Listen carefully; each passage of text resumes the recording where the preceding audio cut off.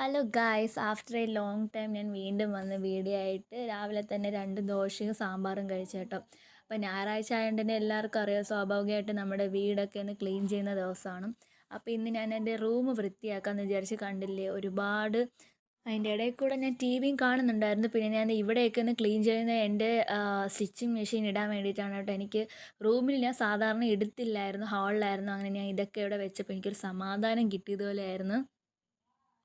പിന്നെ നമ്മുടെ സാധനങ്ങൾ സ്വാഭാവികമായിട്ട് നമ്മുടെ ബെഡിലാണല്ലോ ഇരിക്കുന്നത്. അങ്ങനെ ഞാൻ എൻ്റെ ടേബിളൊക്കെ ഒന്ന് ഒതുക്കി ആ ബുക്കൊക്കെ മാറ്റി അവിടെ വെച്ചു. പിന്നെ അത്യാവശ്യം വൃത്തിയാക്കുക എന്ന് വെച്ച് കഴിഞ്ഞാൽ ഇരിക്കുന്ന സ്ഥലത്ത് നിന്ന് സാധനങ്ങൾ മാറ്റി വയ്ക്കുക, അതാണ് ഞാൻ ചെയ്തത്. വേറൊന്നും ചെയ്തില്ല. അവിടെ ഇരുന്ന സാധനം ഇവിടെ വെച്ച്, ഇതൊക്കെ തന്നെയാണ്. ഞാൻ പിന്നെ എപ്പോഴൊന്നും ഇതുപോലെ ക്ലീൻ ചെയ്യില്ല കേട്ടോ. വല്ലപ്പോഴും മാത്രമേ ക്ലീൻ ചെയ്യുള്ളൂ. അതെനിക്ക് തോന്നിയാൽ മാത്രം തന്നെ. അങ്ങനെയുള്ളവരുണ്ടെങ്കിൽ ഒന്ന് കമൻറ്റ് ചെയ്തേക്കണേ. പിന്നെ എന്തായാലും ക്ലീൻ ചെയ്തത് ചെയ്ത് അങ്ങനെ ഞാൻ ദേ ഈ ഡൈനിങ് ടേബിളിൻ്റെ ഇടയിലൊക്കെ ക്ലീൻ ചെയ്തു കേട്ടോ. ഇവിടെയാണെങ്കിൽ ഒരുപാട് പൊടിയുണ്ടായിരുന്നു. ഞങ്ങളങ്ങനെ ശ്രദ്ധിക്കാത്തൊരു ഭാഗമാണ്. പിന്നെ അതൊക്കെ കഴിഞ്ഞപ്പോഴേക്കും ദേ ഇത്രയും ചവറുണ്ടായിരുന്നു കേട്ടോ എൻ്റെ റൂമിൽ മാത്രമായിട്ട്. പിന്നെ അങ്ങനെ മുറ്റം അടിക്കാൻ വേണ്ടിയിട്ട് പോയി. മുറ്റത്ത് അത്യാവശ്യം കരിയിലൊക്കെ ഉണ്ടായിരുന്നു കേട്ടോ. അങ്ങനെ ഞാൻ ക്ലീൻ ചെയ്ത് വന്നപ്പോഴേക്കും സമയം 12 മണിയാവാൻ പോയി. പിന്നെ ഉച്ചയ്ക്ക് ഞാൻ ചോറൊക്കെ കഴിച്ചു കേട്ടോ.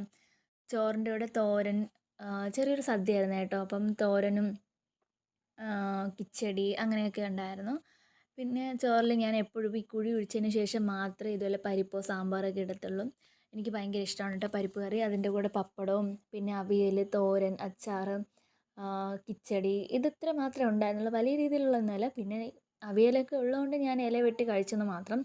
നല്ല ടേസ്റ്റാണ് കേട്ടോ ഇതിങ്ങനെ പപ്പടമൊക്കെ പൊട്ടിച്ച് കഴിക്കാൻ വേണ്ടിയിട്ട്.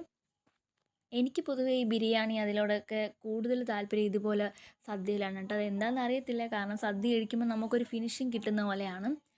അങ്ങനെ അതൊക്കെ വെച്ച് ഞാൻ കുഴച്ചൊരു പിടി അങ്ങ് പിടിച്ചിട്ടും. എന്താണെന്ന് അറിയത്തില്ല, ഇത്ര ജോലി ചെയ്തുകൊണ്ടാണെന്ന് അറിയത്തില്ല, നല്ല വിശപ്പുണ്ടായിരുന്നു ഇന്നായപ്പോഴേക്കും. പിന്നെ ഞായറാഴ്ച ദിവസമാണല്ലോ നമുക്ക് നല്ല രീതിക്ക് ഫുഡൊക്കെ കഴിക്കാൻ പറ്റുന്നത്, പ്രത്യേകിച്ച് ഈ ജോലിയും സ്റ്റുഡൻ്റ് ആയിട്ടുള്ള കുട്ടികൾക്കൊക്കെ ആണെങ്കിലും. അത് ഞാൻ കഴിക്കുന്ന വീഡിയോ ആണ് കേട്ടോ നിങ്ങൾ ഈ കാണുന്നത്. അങ്ങനെ ലാസ്റ്റ് ആയപ്പോഴേക്കും ഞാൻ പാലട പായസമാണ് കേട്ടോ ഇന്ന് ഞായറാഴ്ചയും കൂടെ. അതൊക്കെ കഴിഞ്ഞിരുന്നപ്പോഴേക്കും ഗൈസ് എനിക്കൊരു കൊറിയർ വന്നിട്ടുണ്ട്. തുറന്ന് നോക്കിയപ്പോഴേക്കും ഞാൻ വായിക്കാൻ ആഗ്രഹിച്ച ബുക്കാണ് കേട്ടോ, റാം കെയർ ഓഫ് ആനന്ദി. ഒരുപാട് പേര് റിവ്യൂ ഇട്ടൊരു ബുക്കാണിത്. നമ്മുടെ അഖിൽ പി ധർമ്മജൻ്റെ തന്നെ ഞാൻ വേറൊരു ബുക്ക് വായിച്ചിട്ടുണ്ട്, ഓജാ ബോർഡ് എന്ന് പറയുന്ന. അത് വായിച്ച് ഇഷ്ടപ്പെട്ടുകൊണ്ടാണ് കേട്ടോ ഇനി ഇത് ഞാൻ വായിക്കാമെന്ന് വിചാരിച്ചത്. നല്ലൊരു ബുക്കാണ്, ഞാൻ കേട്ടിട്ടുണ്ട്. അങ്ങനെ കുറച്ച് ഫോട്ടോസൊക്കെ എടുത്തു.